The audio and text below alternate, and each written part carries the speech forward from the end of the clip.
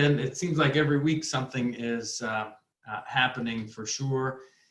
This is a picture of the Lee Monument down in Richmond. We are going to summarize a little bit what happened the first week and then go right into some of the new points around act, not react, radical empathy, and then some takeaways for us as we're moving forward. In our space, some things to remember: there are no silly questions. Please mute yourself when not talking, especially if there's noise in the background. And we will be doing some group work, as you recall from last time. So please respect people's time. So keep your comments brief, and feel free to let someone know if it's time to pass the baton. Many of you know who I am. I represent Roanoke. I grew up here in the area, but we also have Lily and Eleanor. And if you're in gallery view, you might be able to see them wave. My team who are helping us. So thank you to them for their great work. They're going to be helping us today. We talked last week, as a brief summary to recap, about chaos theory, about the interconnectedness and self-organizing that happens amongst chaos, because chaos actually isn't random. And so we try to understand that. You may have heard of the theme butterfly effect, which this theory comes out of chaos theory. We talked about some of your fears that are coming out of this period: the isolation, Trump will win again, thinking about children's and grandchildren's future. We talked about some of the opportunities that are presented from all of the chaos, because with chaos always comes opportunities: a sense of purpose, increased empathy, awareness of intersectionality, new changes to economic structures, and a way, and this was an interesting one, a way for introverts to be involved, which I love for sure. I actually test just introverted, which is a little different for some politicians, but we love to find innovative ways to get everyone involved. We talked a little bit about how our actions can be broken down into fight, ignore, engage. And here were some kind of test questions that we would want to be asking when trying to figure out how and when we fight, ignore, and engage.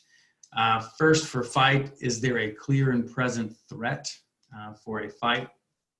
Second, ignore, are they, he or she, or the entity simply just seeking attention? Those are voices and instances when we should ignore. And then engage, we would be asking, is there some connection and even a little open-mindedness in this instance?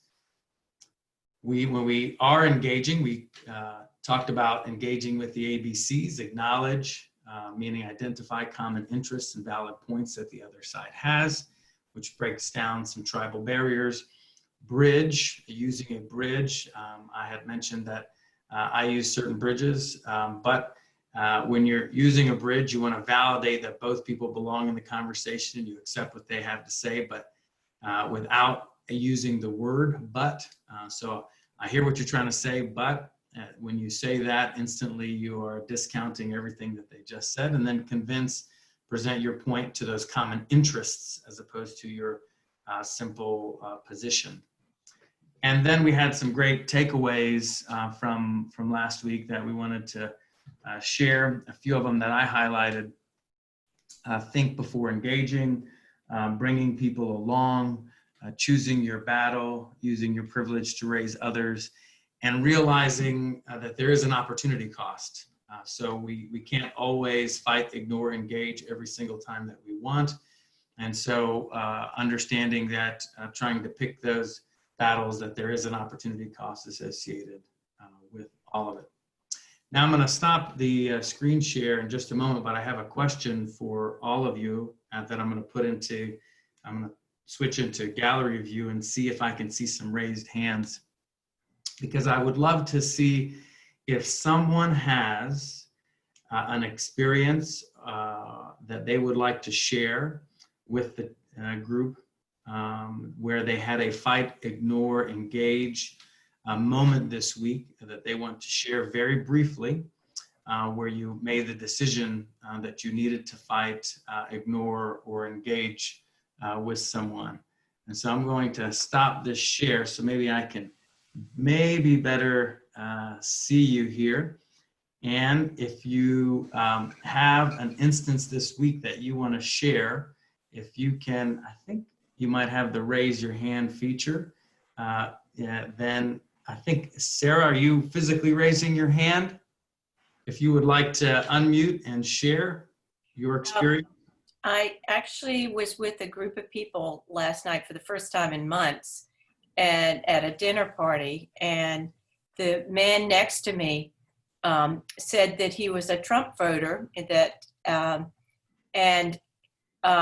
he hated Trump but couldn't handle Biden at all.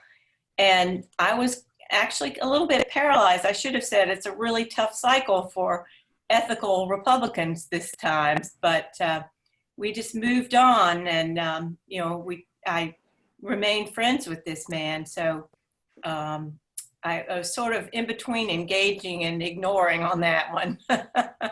Well, it sounds like you made a tough calculation, and that's important. Listen, there isn't an objective way of approaching this, and there isn't always a right or wrong way, because everyone has different circumstances. And so I think it's important to withhold judgment for sure. So as long as what's most important is that in every single one of these instances that we ask ourselves, what do I want to do right now? What makes the most sense for me to fight, ignore, and engage? Beth, I see that you have your hand up. You're on mute.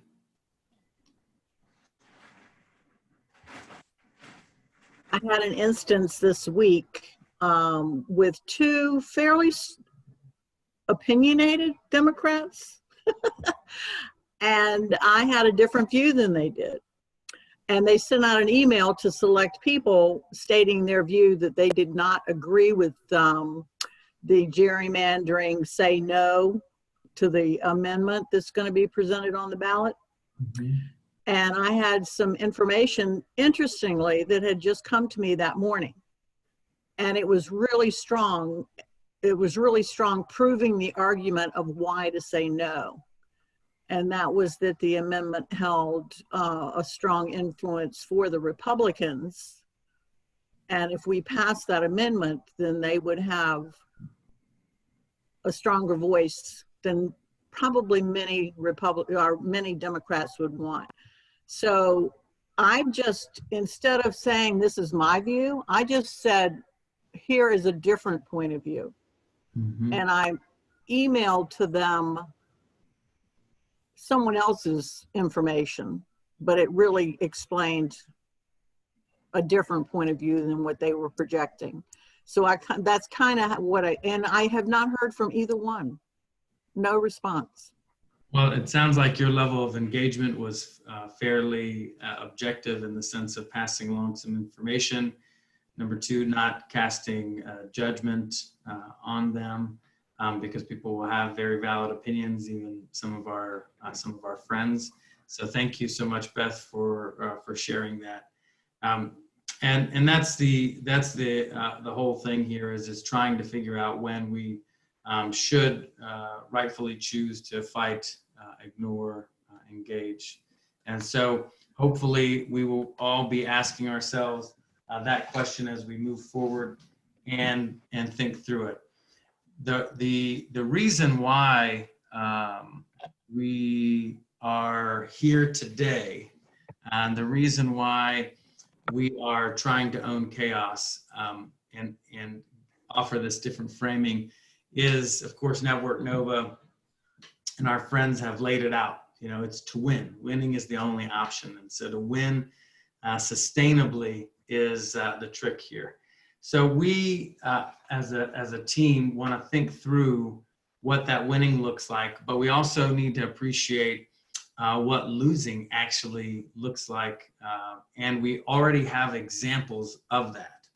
And I'm not talking about 2016 for us. Here's what losing actually looks like right now.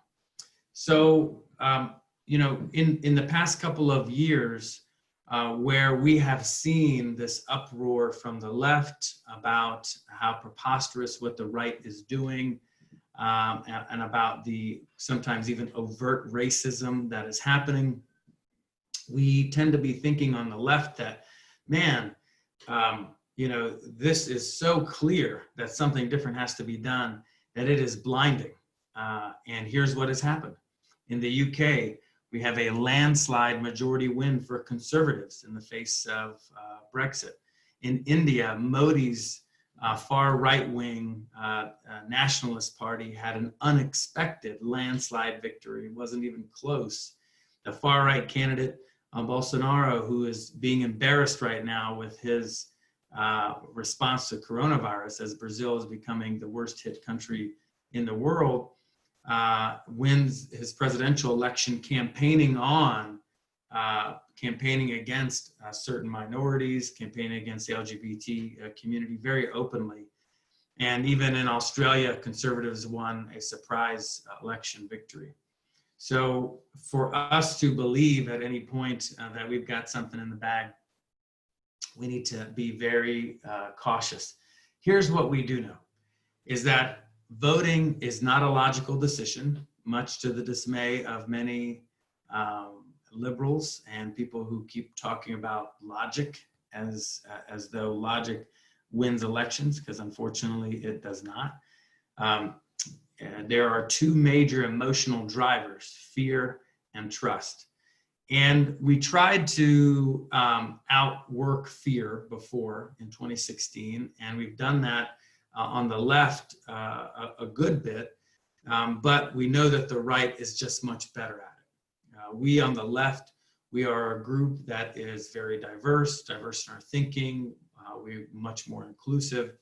And so it is very difficult for us to be able to outdo certain folks on the right who want to capitalize on fear.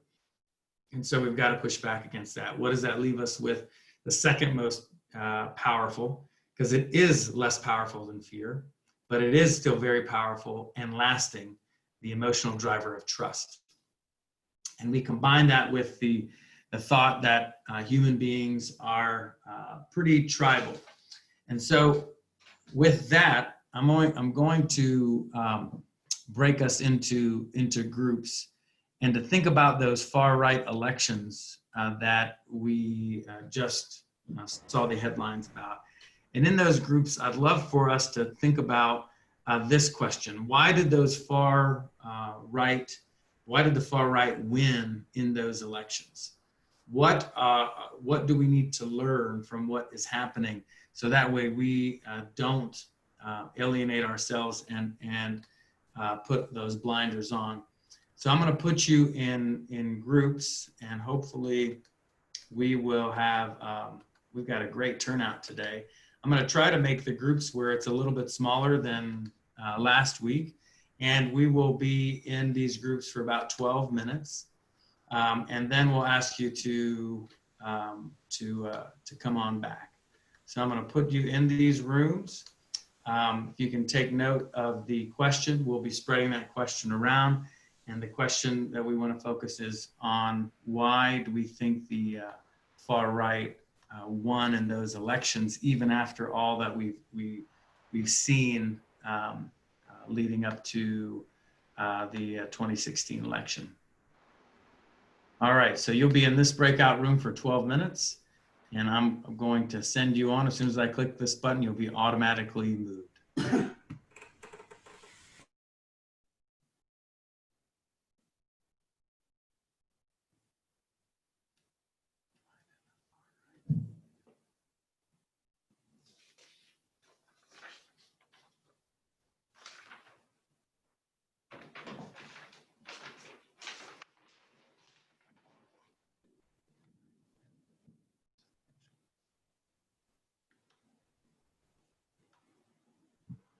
Hello? Hello. Yes, hi. Hi, thank you for joining us. I am assigning you to, we're all in breakout rooms right now. Hello.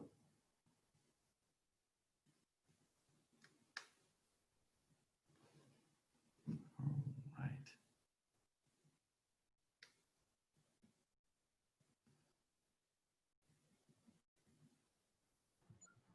Hello? Hello? Oh, yes, it's my connection is not stable. How are you? Good, good. Mhm. And All right. this is, This is Khadija. okay. Are you not in a breakout room? Let me try to put you in a different room. Maybe it'll.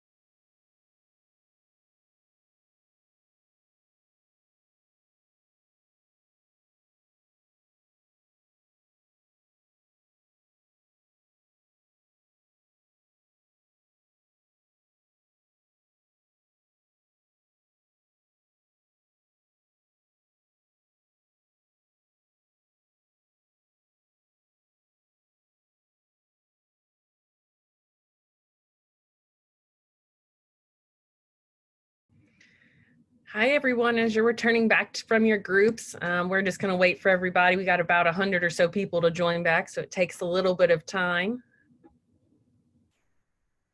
Hope y'all had some good conversations.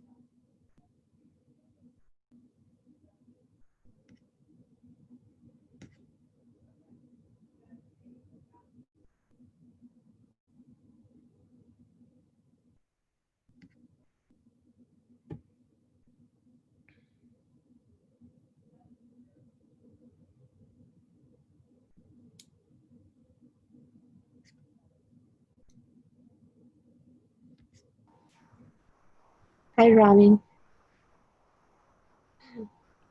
Lily, we have some new people who just joined the session. Okay, great. Hey, everyone. We just went into breakout groups and everybody's coming back in. And so we'll pick up and we're going to talk about what they talked about in the groups as a whole group. And we're just waiting for everybody to cycle back in. I know my computer's a little bit slow and moving back and forth between groups, so it takes a little bit.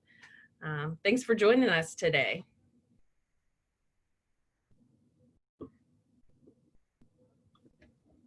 Thank you all for these sessions. Oh.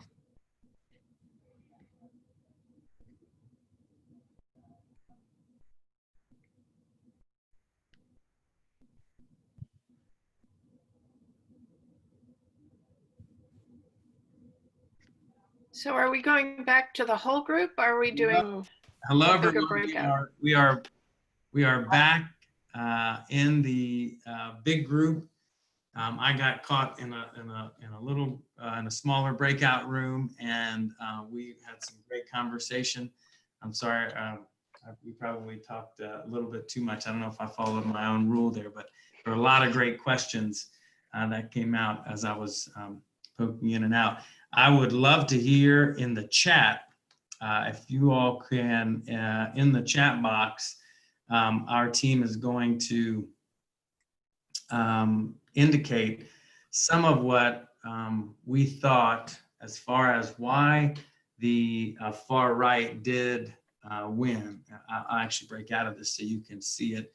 But if you have some thoughts as to why you think the far right won, we would love to hear about that. If you can put that into the chat, then we will put that on this slide.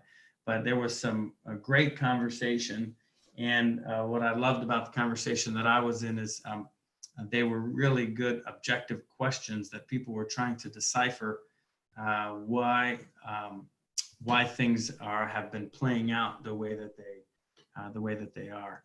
So our team is putting that in. So why did the far right win? Because of fear and greed. Clearly, in the case of India, for sure, lots of fear was used and overt racist policies. We have seen just today, the Republican senator from South Carolina, Senator Scott, has condemned a retweet by the president from a racist source, and because they have chosen to make this part of the campaign strategy. So it's not even being hidden. There's a calculation here, and that calculation is that people are pretty tribal, and even if they won't say it, there's going to be an appeal here that is going to pit us against each other because of our race, religion, etc. Mistrust in government, misinformation. Clearly, there was a lot of misinformation that continues to circulate. We already talked about overt racist policies, promises of lives being better. That is a great tactic that is used in politics in general, on the right and the left. But in the UK's example, we had the Brexit would produce a better form of life. That produced that tribalism. That's why the right was able to win a clear majority. So in their coalition type governments, they didn't even need to build a coalition. The Conservative Party won a straight majority, which made it even worse. Echo chambers. So lots of I think of good points. Not being able to connect and build trust and clearly define what you stand for. So, and I know that people are also sharing some of their thoughts as far as some questions. Our staff is taking some of those questions, and we're going to hopefully be able to answer some of those as we progress. So lots of reasons why we think the far right won. So I hadn't seen too many questions up to this point. I know in some of the groups we had talked a little bit about the fear and trust, and there are a little bit of confusion of why that's a main emotional driver. I didn't know if you wanted to expand on that, and if y'all had some questions, feel free to drop those in the chat box as well. Yeah, thank you, Lily. I appreciate that. So hopefully, I believe in evolution, and hopefully most of us do believe in evolution.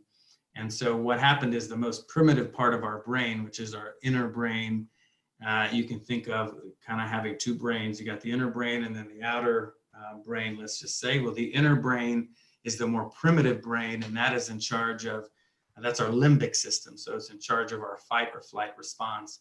And so it's so powerful that everything has to be processed here before it can go into the logical part of our brain.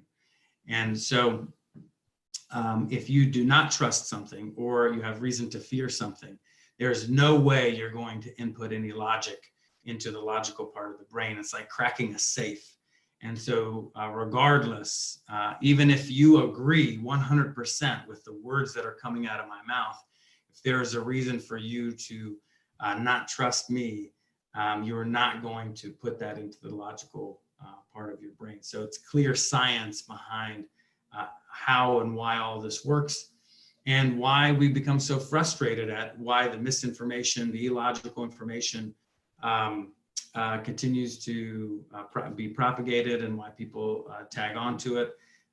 There is clear science behind it. What we can do is what we're going to talk about here soon, and that'll lead us right into act, not react.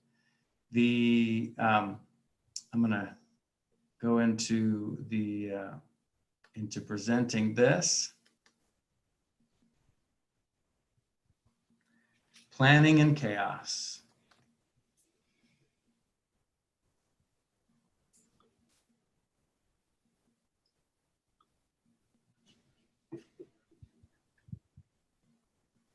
Let's give this guy an opportunity to buffer.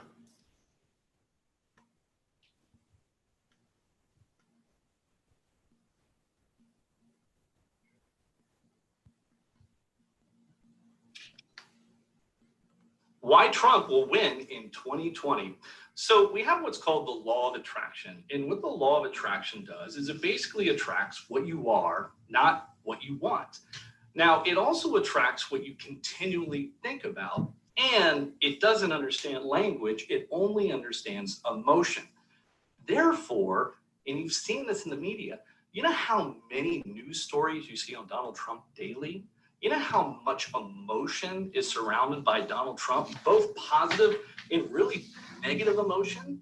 All of that collective emotion that you're feeling, that negative, I hate him, I just want him gone, I just want him gone, I just want him gone, is literally why he will win the 2020 election. It was why he won the 2016 election. He didn't even win the popular vote. He somehow manifested that win. And I gotta think it's because everybody in the entire planet was talking about him. So you want Trump out of office? Just focus on your guy.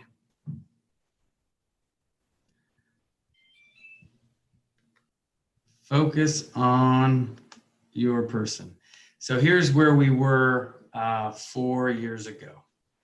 4 years ago, we saw this headline: Clinton regains double-digit lead over Trump. And look how pronounced this lead was. It was 46 to 33, essentially, was the lead. And now we are seeing the polls are coming out and we're seeing a lead. And so we have to be very cautious in how we move forward and to think about how we act and not react. The country must feel what we stand for, not simply a reaction to the craziness of a tweet or the next headline. So we've got these competing narratives that we deal with. The eye for an eye resistance to conservatives versus the politics is built on relationships, and relationships are built on trust. And so the DNC member and DPVA member, his name is Dave Leichman, wrote a piece. I don't know if many of you know Dave from Northern Virginia. And in his piece, he wrote why this cycle needs to be about service more than winning. And he was really inspired during this recent pandemic. And here's some of what he wrote in his piece that you can look up and read yourself. We'd lost some of what used to make campaigns and parties attractive to voters, a feeling that the party and its candidates cared about the individual voter. I'm proposing campaigns scrap their focus grouped, market-tested slogans and simply go with, how can I help you? The thing that's been lost is the tangible exchange of trust between voter and party. And this is somebody who's very much a political insider here in Virginia, who has been around the block for sure. And so for him as a DNC member to come to this new conclusion shows us that this is, I think, the school of thought that is going to move us forward.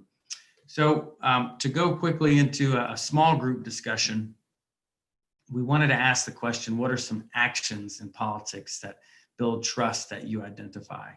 And then we're going to circle that back in here shortly. But in a moment, I'm going to put you back into your rooms and ask that question to see what we come up with and to clearly identify what are some pieces that really inspire trust for us. And so we will go into those rooms for, let's say, 10 minutes this time.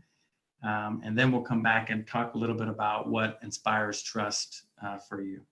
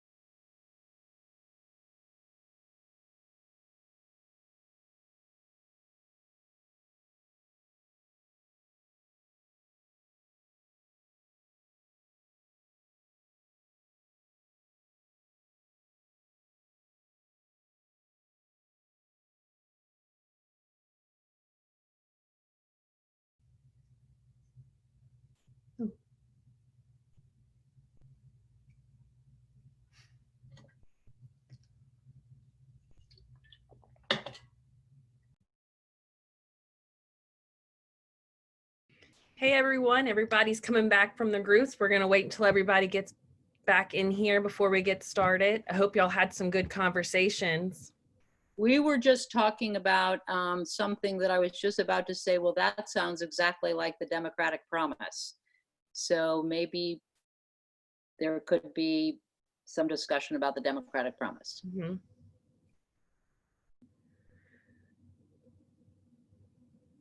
Oh, you're muted, Sam. Did you mute me, Lily?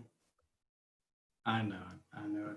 Well, it looks like we are back in. Hopefully, you had some good conversation. I heard several of them, some great points.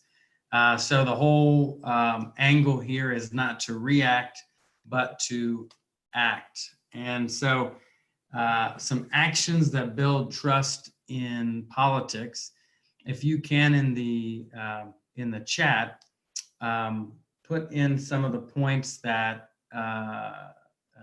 come to mind. I know that I heard several really good ones. I heard that having a good listener, being a coalition builder. One point that I heard was the complicated question of who is us. So the question, the conversation was evolving, and someone was saying, well, they'll never trust us or listen to us. The problem is that the whole us piece, which we'll talk a little bit more about here shortly, that is a complicated question because you are a part of many different tribes, and they may not listen to you or build a relationship with you as a Democrat, but as part of their church or part of their other social structure. You have an in there to their tribe, and we'll discuss that. Authentic communication, respect for all voters, being community centered, telling the truth, and it isn't so much about what the truth is, but the fact that people feel like it's being told, a sense of warmth. So there are actions that clearly build trust, and we're contrasting that with, do we think that we can out-fear the right? And I don't think that we can, and clearly with recent elections where the left and center left thought that they could translate their message into votes, that did not happen in some of these high-profile elections. While we've been seeing it high-profile national elections, we've been seeing, of course, Democrats making a variety of strides and winning elections in lots of different ways. When it comes to these national elections, we clearly see that the president has a path to victory and moving forward. But the whole point is that we can choose to act, and we can think through those actions. One point that I wanted to bring up is the concept of storming. And with storming, you actually can plan out these actions.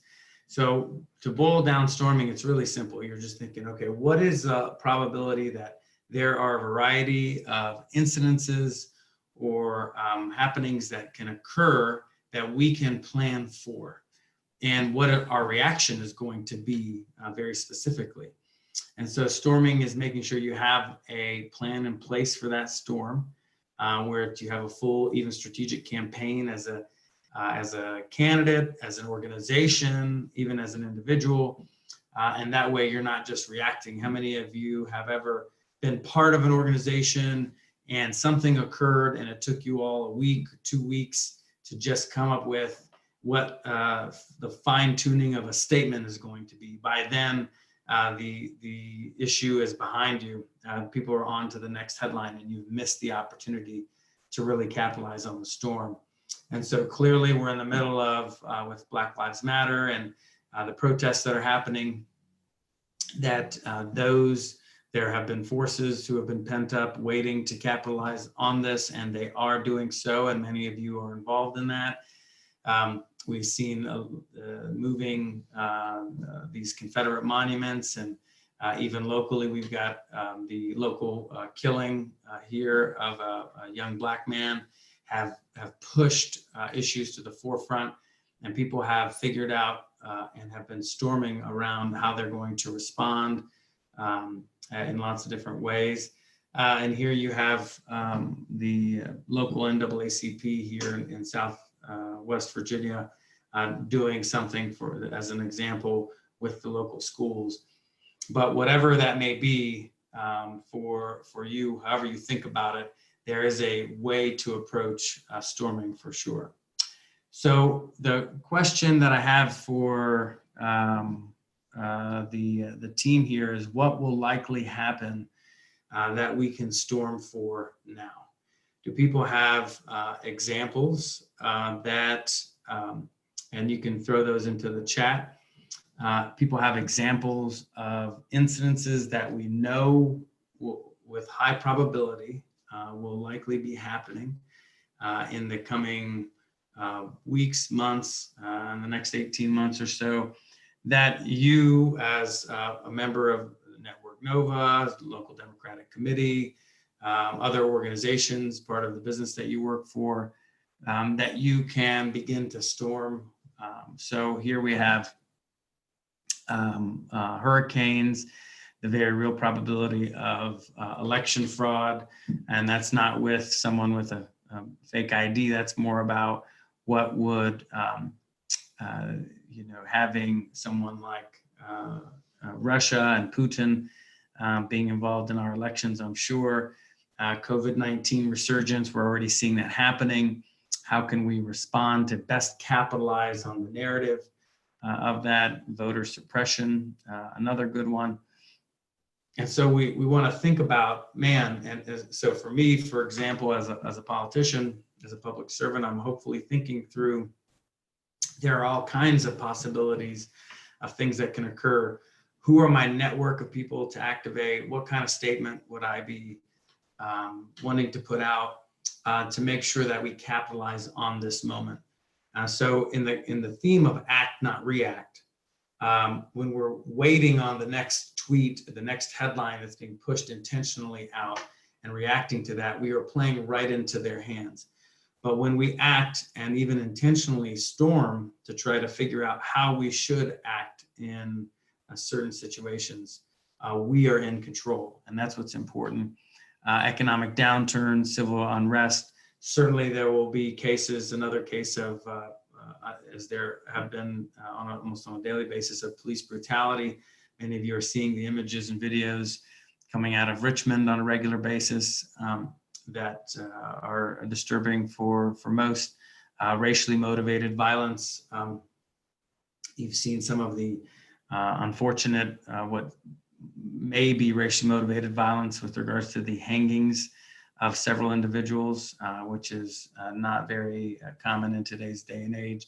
So there is a lot that we can be doing to storm as we prepare in moving forward. So lots of good points. Thank you for sharing. And I know that there's lots of great thoughts in how we can prepare. What I wanted to do was to think about how in the theme of owning chaos, how we keep control. And that's the whole point of owning chaos, is we are in control when we determine how and when we're going to fight, ignore, engage. We're in control when we choose to act and not react. And then our final theme is thinking about radical empathy and being able to radically empathize with different sides.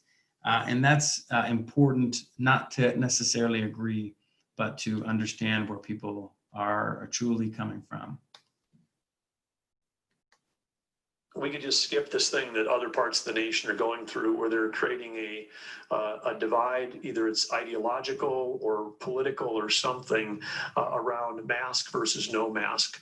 This is I would say, senseless dividing line, and I would ask people to try to dial up your empathy and your understanding. If someone is wearing a mask, they're not doing it to represent what political party they're in or what candidates they support. They might be doing it because they've got a 5-year-old child who's been going through cancer treatments. They might have vulnerable adults in their life who are currently have COVID and they're fighting. And so again, I would just love to see our state, as part of being North Dakota smart, also be North Dakota kind, North Dakota empathetic, North Dakota understanding. So a great piece from a great clip from the Republican governor of North Dakota, trying to give some focus here in a very difficult time. Because empathy is not agreeing, but to have the courage to look someone in the eyes and feel their journey and try to appreciate where folks are coming from. The problem that we unfortunately face is when we're trying to think through empathy, tribalism gets in the way. I had mentioned earlier that I had heard in a conversation is that it's the us versus them. They will never believe us. And we all have lots of different hats. This is the perception of political tribalism versus what the reality pretty much is. So the perception is that maybe 40% of the population are Democrats, liberal leaning, 40% are Republicans, maybe conservative leaning. And then you've got this 20% swath of independents in the middle. The reality from a tribal perspective is that's just not true.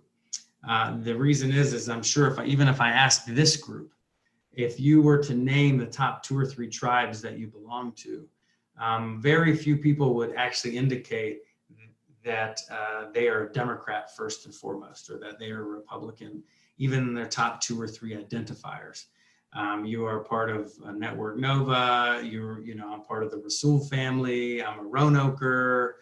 I've got all kinds of tribes that I associate with, that I pledge some allegiance to much higher than the political party that I belong to.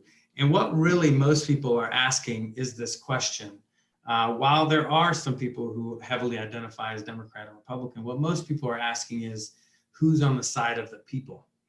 And it's really important to understand from a tribal perspective, people, rightfully so, are asking who's on my side to help me as an individual and to help my family and to help me self-actualize. That's a very fair, some people even call it selfish, but it's a very fair question to ask. What's in it for me?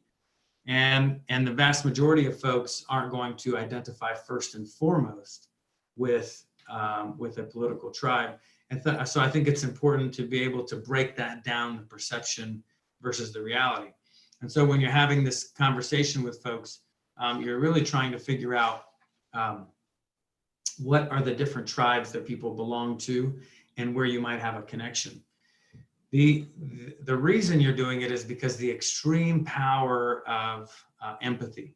In one of the groups that I was in, they were talking about how empathetic that they thought Joe Biden was based upon some interactions that they've had in some groups that they've been in with him. And so, for example, thinking that he was a very good active listener and using his active listening skills to really be in the moment and to really try to understand where people are coming from. And whether or not he follows up on that action is even beside the point. That comes later on. The first step is to have this active listening, so that way you can really be, as you can see in the stair step, this is the behavioral change stairway here over time. It isn't going to happen instantly, but over time, we are actively listening. We build empathy for a person's situation. Even when we disagree with the situation, we build empathy. That allows us to build a rapport with this individual, with this group, influence some of the thoughts, and hopefully what we want to get into is behavioral change. And there's a history here of this happening in politics. And one of the kind of most profound examples that we have, that's a lasting example, is that several decades where unions were very strong in our country.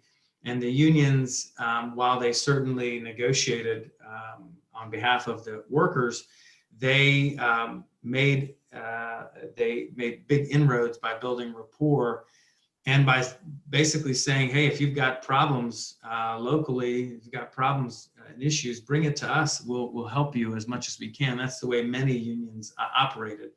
And so they built this strong solidarity, and that was how they were able to stay so strong for so long. So there's this power of empathy.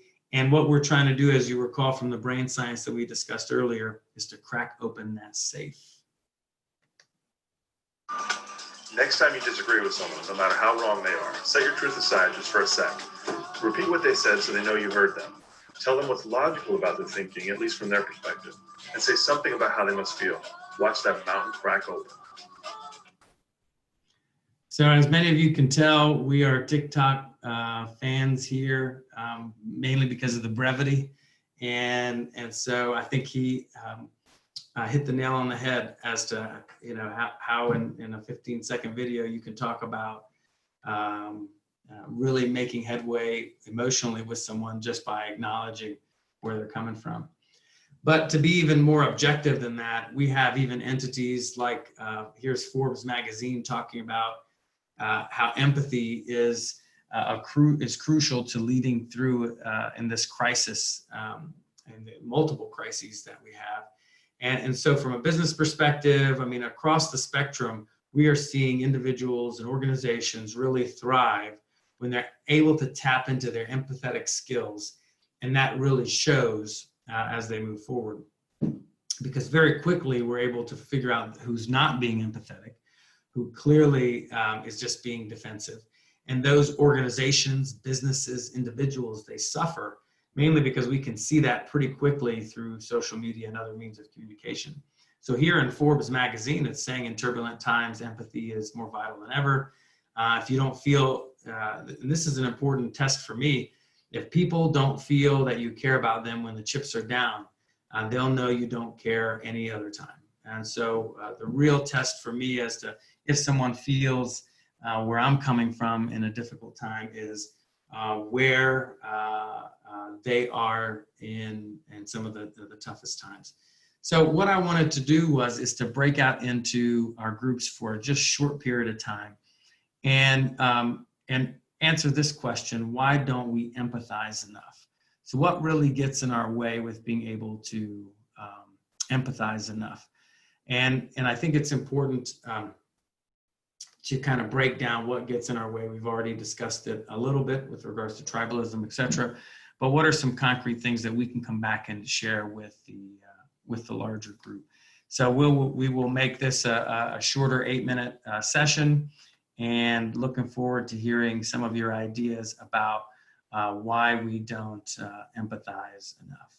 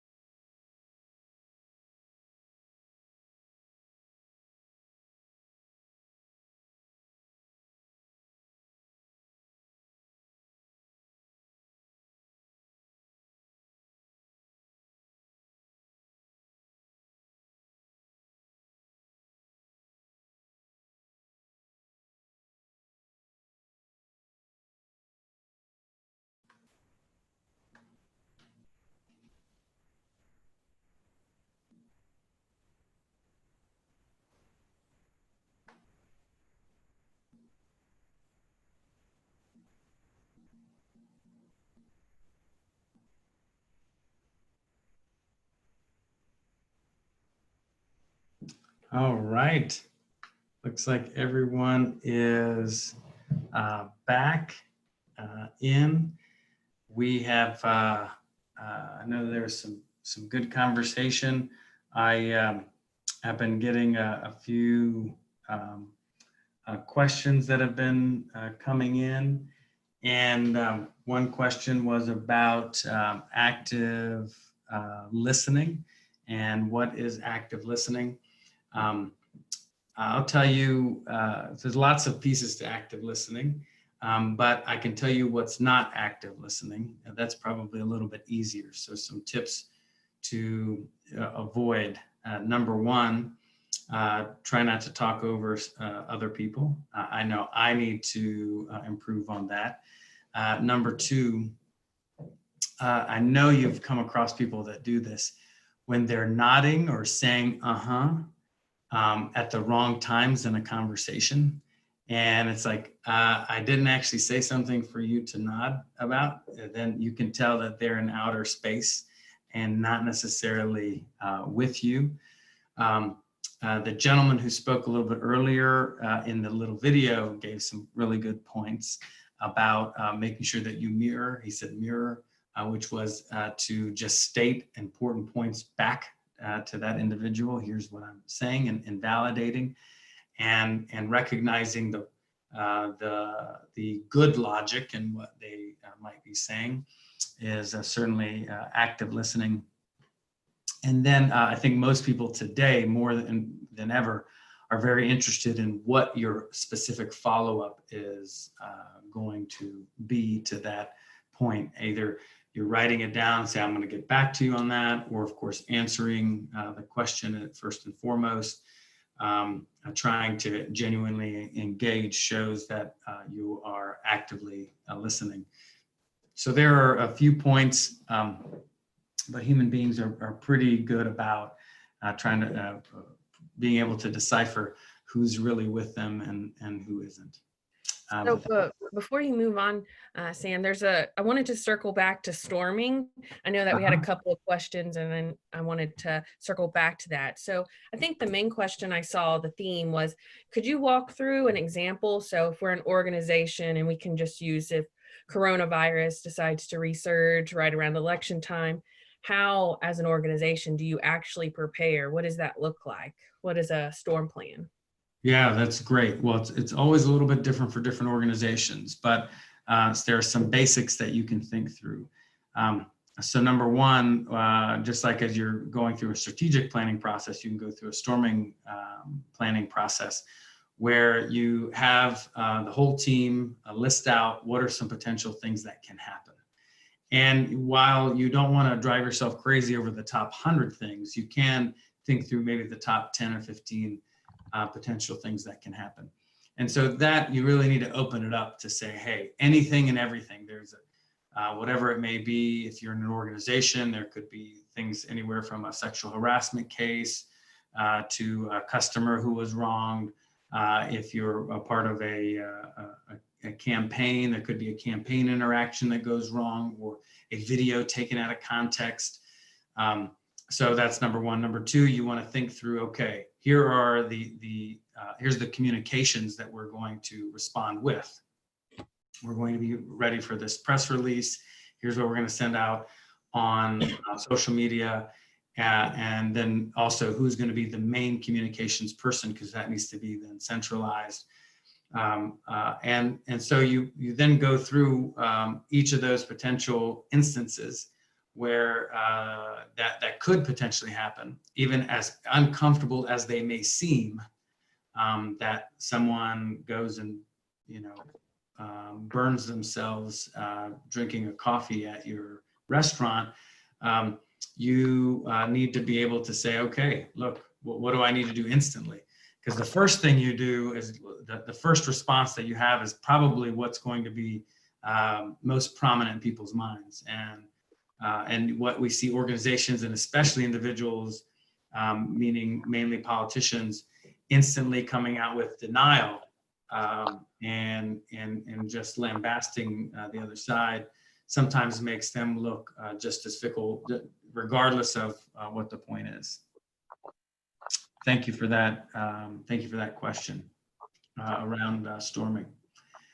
So as we have, I know that there have been lots of great questions, and I've been able to interact with a variety of folks along the way. But what we wanted to do was to hear what some of your thoughts were on why we don't get to empathize enough. So in your great chats, can you enlighten us in the chat box why we don't empathize enough, why it can be so difficult? So clearly fear of, I think we're writing fear of rejection there. That can be an issue in what keeps us from empathizing. We talked a little bit earlier about the tribalism and that when we begin to empathize with another viewpoint, then it makes us, for some people, may feel like they're betraying their tribe. And unfortunately, that hurts us in trying to build those relationships, feeling like it's you're getting it wrong, or feeling like it may seem inauthentic. I think this is a great point, especially for maybe a lot of white people who are trying to figure out how they can and should be maybe responding during Black Lives Matter protests, during all that is happening. And I know it can be difficult because you will see sometimes people will be attacked even though they have good intentions. What I can tell you is that there is no one voice that speaks for the Black community, that speaks for, you know, me as the Arab community. People have lots of different perspectives. What you can control is your intention. And so if you have a good intention and you're trying to learn along the way, I think that people will more likely than not give you the benefit of the doubt. So don't worry about the fear of someone then attacking you. More importantly, did you have the right intention, and are you trying to improve along the way? So people are too wrapped up in their own problems. Trauma makes it difficult. Our natural reaction is the opposite. There's a lack of patience. We just want to explain our views. And so maybe we don't see the value. And the point of empathy here, and winning with empathy, isn't, let's be pretty selfish for a moment. It isn't just about caring about the other individual, caring about others and being there for them, which to me is inherently very altruistic, and that's great. What I'm selling today is not that. What I'm selling today is that there is a path to win and to bring people along by employing several of these tactics, which we will recap here momentarily. And I think that that's important. That's an important distinction. And we'll talk about why, because you know, sitting around in circles, holding hands, singing Kumbaya can only get you so far. But there is real evidence behind figuring out how to win in different ways. And so here is bringing it all together for just a quick moment. The theme was about owning chaos, and owning chaos is important in trying to think through how we keep control. And so we are in control when we know when and how to fight, ignore, engage. We're in control when we choose when to act and not react. And then we are in control when we are, in fact, trying to radically empathize and understand where others are coming from, and then making decisions based upon that. That gives us enormous power as we move forward. And what I wanted to show you is this graph on a very simple graph on leadership, where we see strength on one axis and warmth on another.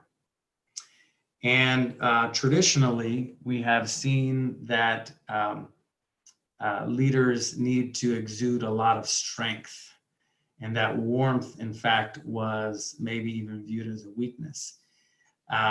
And so you would think we've traditionally thought about leaders up here in this quadrant, and those who exuded a lot of warmth but little strength, and we almost pity them because of the perceived weakness around them. But really, the best leaders had a way to show both this warmth and degree of empathy and strength at the same time. And the group that I was in earlier had been talking about, for example, Vice President Joe Biden and his ability to be able to maybe show this empathy and show this warmth, while at the same time we can see him, maybe being firm when he needs to.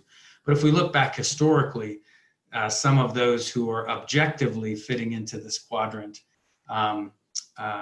if you're kind of a social scientist, you see that President Obama, President Clinton, President Reagan, President Kennedy, all were able to, regardless of how you felt about them yourself, they were all able to communicate warmth and strength at the same time.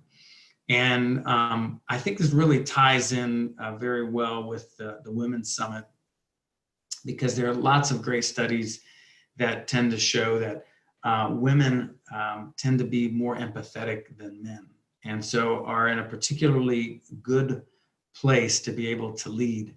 Men are a little bit maybe more reluctant to be as empathetic as we need to be sometimes, just because maybe we feel as though we don't want to, it's perceived as weakness. But objectively, some studies have shown, not all, but some studies have shown that maybe because of their women's maybe slightly better ability to be able to be more empathetic, that women have the ability to be able to lead, and leading as you have been throughout the Women's Summit and through this experience. And I think it's been important, in what we've seen from all of these sessions is that we've raised the bar on what we expect from ourselves and what we expect from our public servants as well. So it's been great to watch this happen, and I think now is the time to really rise up and to show what the strength is of all of these leaders. As we like to do in closing up our session, we love to hear and get some takeaways, and also if there's a last minute question or two, we're happy to answer those as well. But we want to hear from you all. And if I could, I'm going to stop share for just a moment because I'd love to hear briefly, for those who want to share with the group and gallery view here. It's a beautiful crowd. Who's got a point that they would like to share, either in the chat, you can put it in, or like to share with the whole group about a takeaway from this session?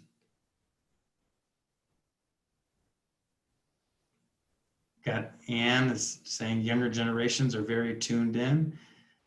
If you want, you can raise your hand and I'll call on you if you want to share with the larger group.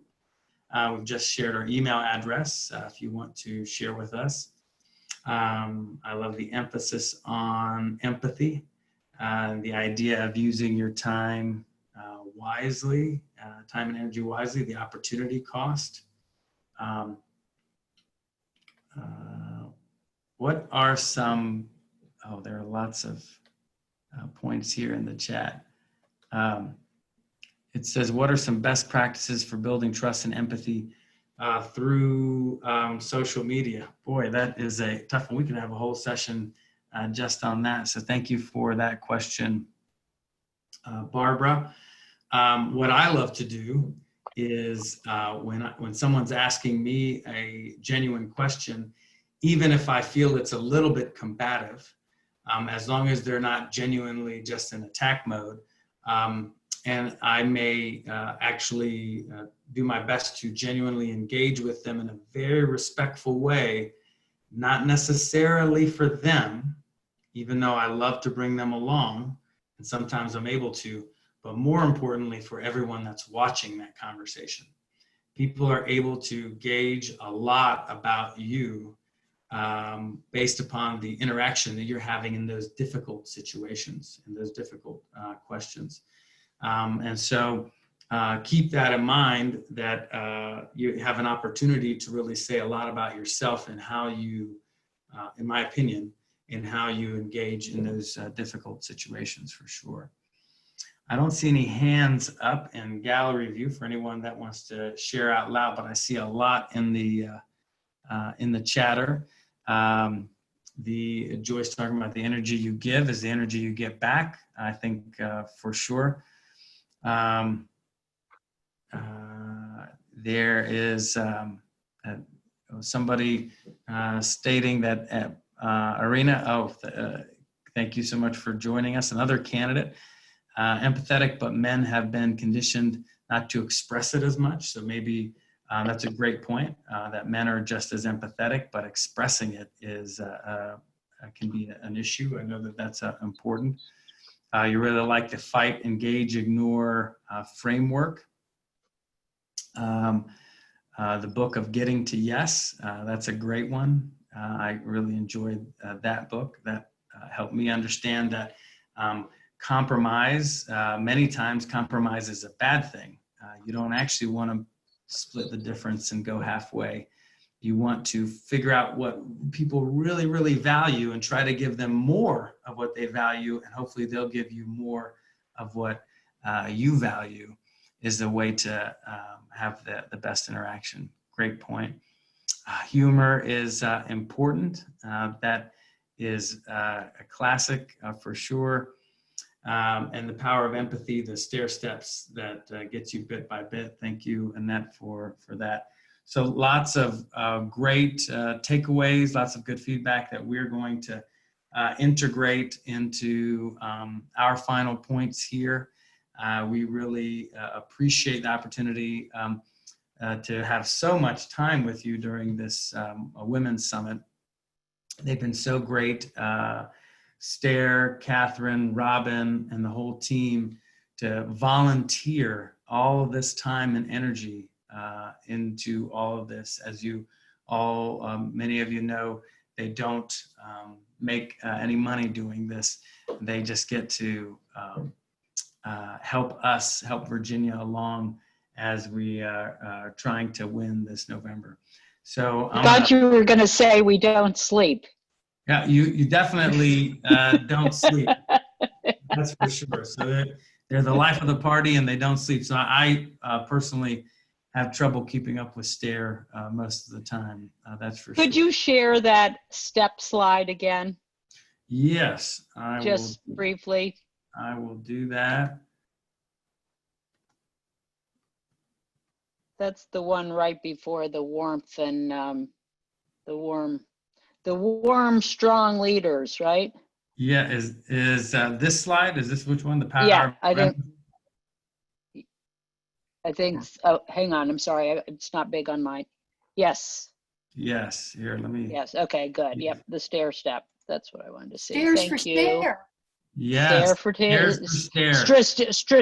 Strategic stair stepping strategy of storming. For Stair. And for the world. That's right. That's right. So I think that this is certainly a little harder, the politics of trust, than the politics of fear. The politics of fear is pretty easy, but it's more lasting if we're able to build these relationships over time. So thank you, Stair. And with that, thank you all very much for sharing your time with me. And I'm going to turn it back over to Stair if there are no other questions. I'm going to turn it back over to Stair to close us out.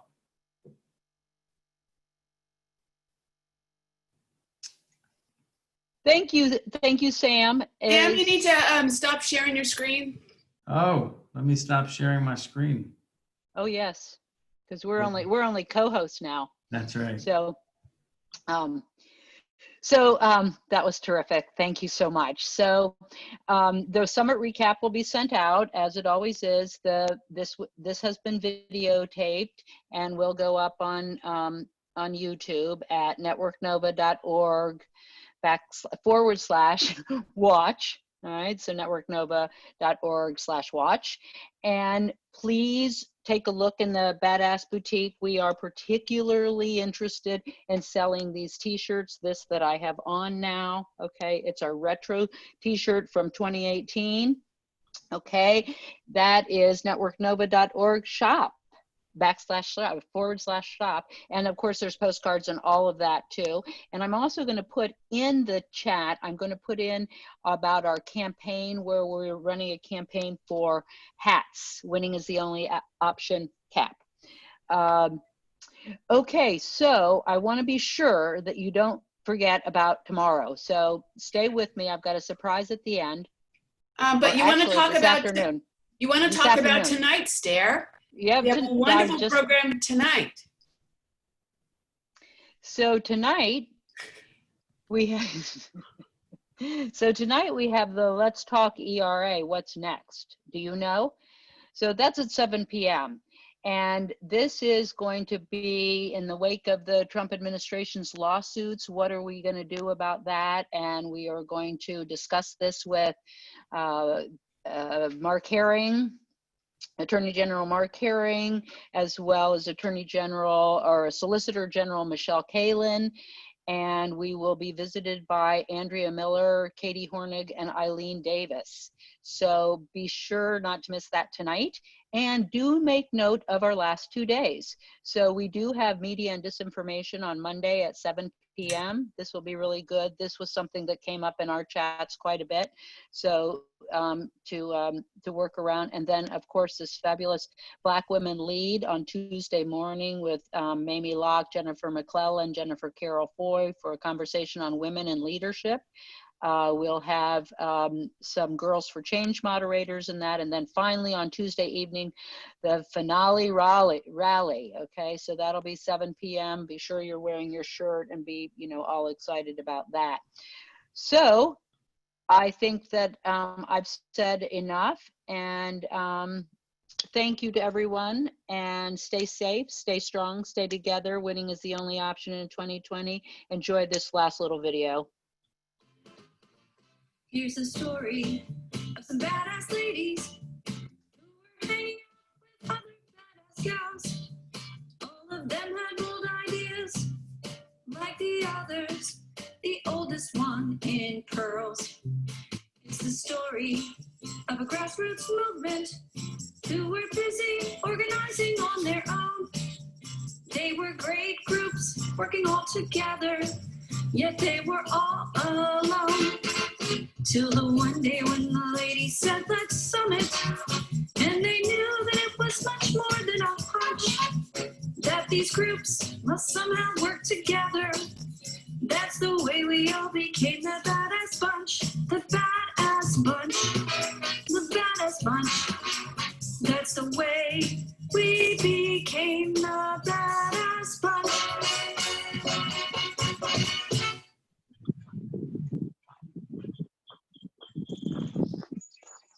Goodbye. Yay. Bye. Goodbye. Thank you all. Bye. Thank you.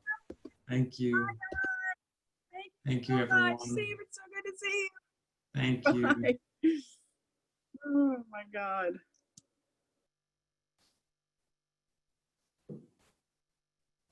This is so excellent.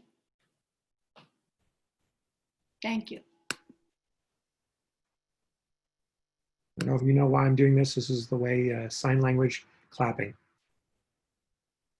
Thank you.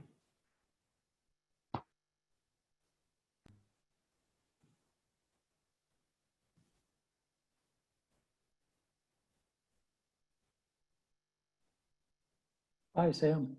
Hope to talk to you sometime soon. Thank you, Rich. Thanks for the music, sharing the music. We're hoping it gets put to good use. It gets Democrats elected. Sure. Thank you. Thanks. Have a great weekend. You too.